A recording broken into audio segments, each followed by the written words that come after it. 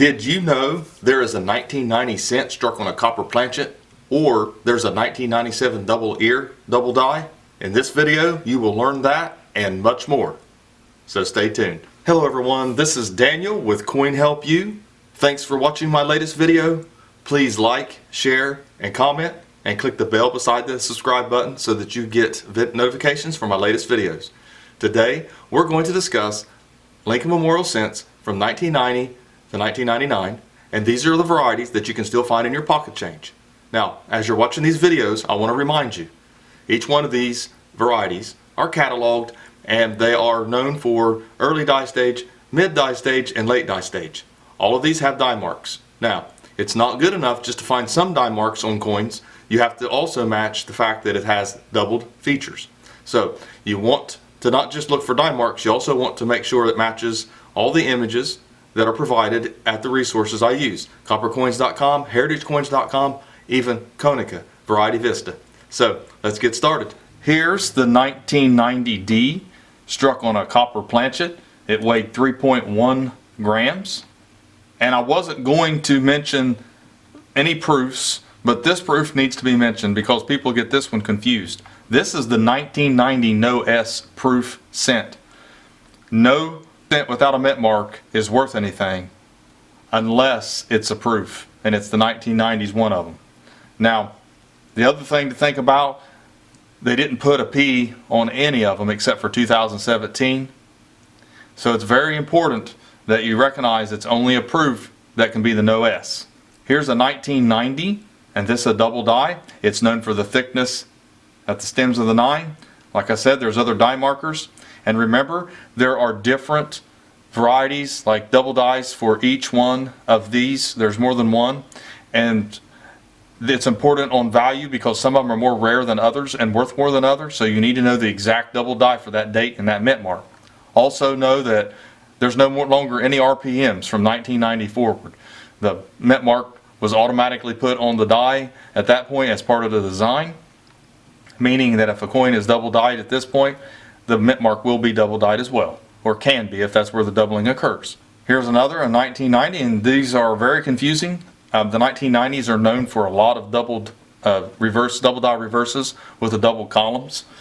Some people confuse plating issues for that, but it's not. And you want to make sure that it matches die marks. That's why it's important if you have what you think is doubled columns on your reverse of your Lincoln cent, to look at die marks as well to make sure that they all match.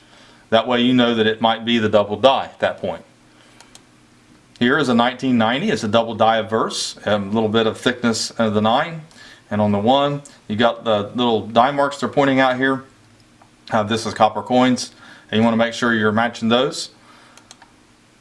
And also here's another 1991. It's the double die reverse. You've got the columns here, and also other die marks to identify it with. Sometimes coins can have the die marks, but they're not the double die. They won't be exact die marks, but some people get that confused with plating bubbles or plating blisters. They can be all sizes. So it does take some study. 1992D, this is a double die. This is on, you can see the little bit of the notching. This is on the reverse, and you can see it on the 1, and it has a lot of die markers to look for. 1992 plain, this is another double die reverse. You can see the FG, which is the designer initials for the reverse of the Memorial cent, is double. You can see it here.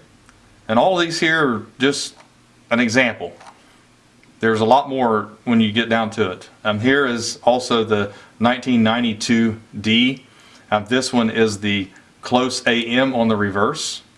And it's very important to notice that on these coins you're looking at the A and the M are practically touching.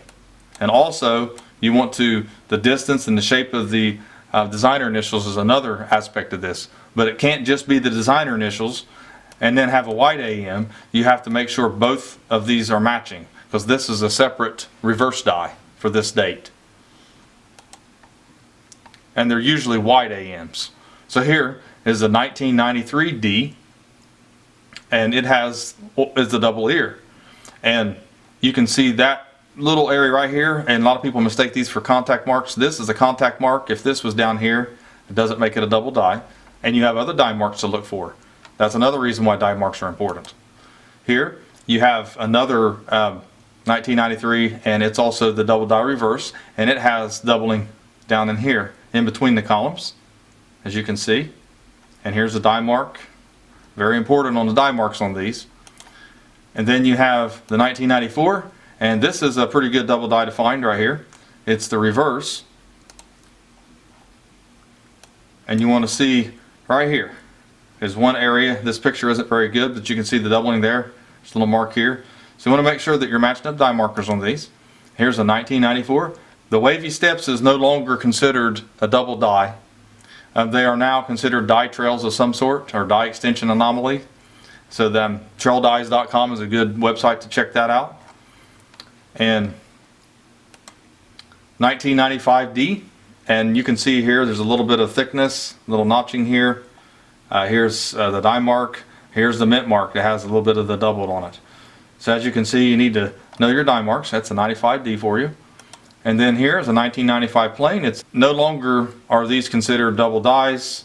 The wavy steps, they're considered like little anomalies or die trails, as any other one. Here is 1995 double die averse, and this one's a pretty popular one. A lot of people know this, and you can see the spread on the Liberty, and also some in God We Trust, a little bit thicker. It's not the, and then you've got also the FS103 double die averse, and this one's the one that's worth the most money. And you can see the thickening, and you want to make sure that you look up the copper coins. You want to look at the die marks for that one. And then you have a double die reverse for a 1996, and this one involves the Lincoln setting on in the memorial here, and you have the extra column. You can barely see it. These are really minor. Here's a die mark to help you ID it. Here's another die mark to help you ID it. That's very important on these because there are several of these for this decade. And here you have a 1996, and you can see the notching here, a little bit of thickness here on the date, and you've got right here on the Liberty as well. And then you have a 1997, and here's another doubled ear. And this one's a little more well known than the other. And this one, as you can see, is easy to mistake for a contact mark, but it does have the doubled. And like I said, you want to look up your die marks to verify and make sure. Here is a 1998, and this is a double die reverse. And you have on this one, you've got right here is the doubled. It's not very much, but it's just enough to see, and there's other marks that you want to look for, a little die mark here to help identify that one. Now these are really small. I mean, you really have to look at that memorial close. You got to have a little magnification for these. That's why some of them are just not worth a lot of money. And here's another, a 1998, and this is a double die reverse. And I showed this one because it shows a little difference of how it's doubled. And different classes double differently and double different directions. And this is an example of a different one, different kind of double column. And as you can see, you want to look for your die marks. Make sure you're not looking at plating bubbles. And here is a 1999D, and this is a double die reverse. And as you can see, it's showing the little marks to look for, and where the doubling, the little notches are, and you want to make sure that you do look at your die marks on those. And then here is you have a 1999D, and this is a double die reverse as well. You can see the little double here, and little areas just pointing out. This is you want to turn your coin in different directions when you're looking at some of these so that you can help ID it better. And then here you also have now is the 1998 wide AM, and these are very important to notice that the A and the M in America do not touch. There's a space in between them, and it's really obvious once you look at it really close. Sometimes toning, sometimes die wear, sometimes when the coin is damaged, you can't verify it at that point. So anyways, here's your white AM reverse on these. Basically, you also want to look at all the little design features, like when it comes to the designer initials and all that, because they're going to look a little bit different. The next one is the 1999 white AM reverse. This is the most valuable white AM. So anyways, those are your 1990 through 1999 varieties to look for in a nutshell. There are a lot more to find. These are some of your most valuable ones to look for. So please like, share, and comment, and let me know if you find something good. And click that little bell beside the subscribe button, and have a great day.